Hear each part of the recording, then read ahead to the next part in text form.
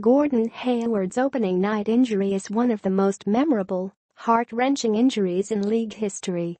Not only because of the severity of it, but who it happened to and when it happened. And if it was that way for all of us, you can be certain that it was the times 10 for Hayward himself.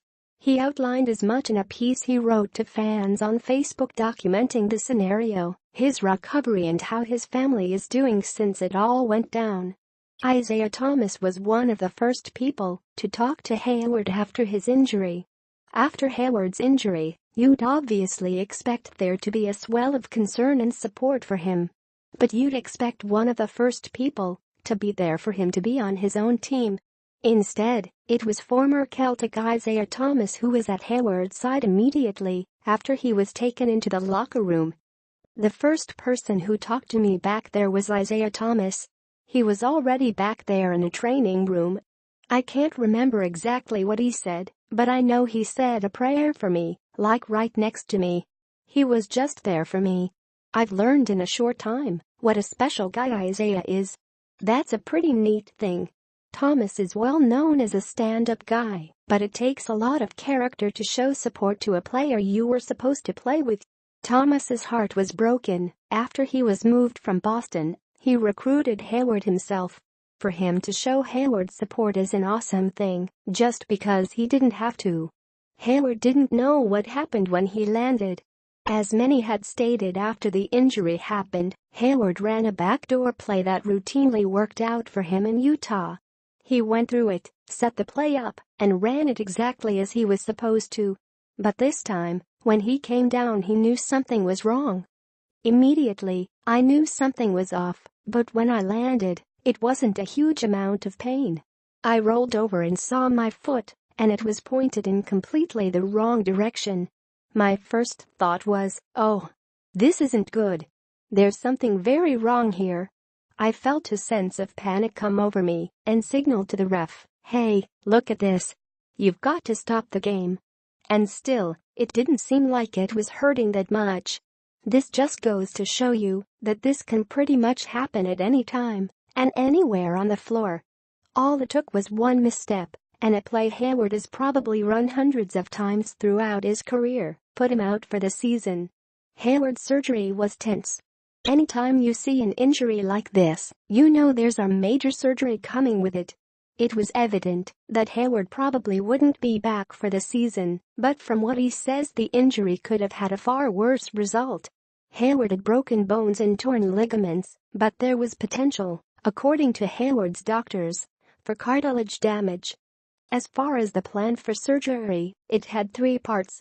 First was fixing the bone, which was the most straightforward and easy thing. Next was fixing the ligaments that I tore, and that was relatively straightforward too. The third part was the unknown, and the only thing that concerned the medical staff. There was a little blip on the scans that might show potential cartilage damage. If that was the case, it wouldn't be good. So it seems that this was a close call for Hayward. We could have had a potentially career-threatening case. If there were ever a silver lining in this situation, it would be that. It took 4 people to carry Hayward onto the plane, and Brad Stevens was one of them. We always talk about Brad Stevens being one of the more brilliant basketball minds in the game today, but he's also a great person. Hayward says it took 4 people to carry him onto the plane, and Stevens was one of them. Getting me onto the plane wasn't easy. I was on a stretcher, and I had to get carried up 2 flights of stairs. They needed 4 people to carry me, and Coach Stevens was one of those 4 people. There were probably 25 other people there that all wanted to help, but he wanted to make sure he was one of the people to do it. I mean, that's just the person he is. It's always refreshing to hear about coaches seeing their players as people, but this is another level. With his support system, Hayward will be just fine. Hayward's injury was awful, there's no denying that. But with the people he's got surrounding him, he'll have all the motivation and care he'll need. His wife, Robin, and his 2 daughters, Bernie, 2, and Charlie, 1, are holding him down. His daughters were initially confused by the surgery and what happened to their dad's leg, but they eventually made light of a situation that can get really dark. The girls both lit up when I got back from the hospital, but they were confused by what was on my foot. They were confused by the crutches too. Bernie is 2, Charlie is 1. What they both loved was the scooter I got to ride around on. They thought it was the best thing ever. The scooter has a little basket on it, and Bernie is obsessed with things that have baskets. She has this little shopping cart, and she has this little stroller that she puts her little baby or her little stuffed doggy in.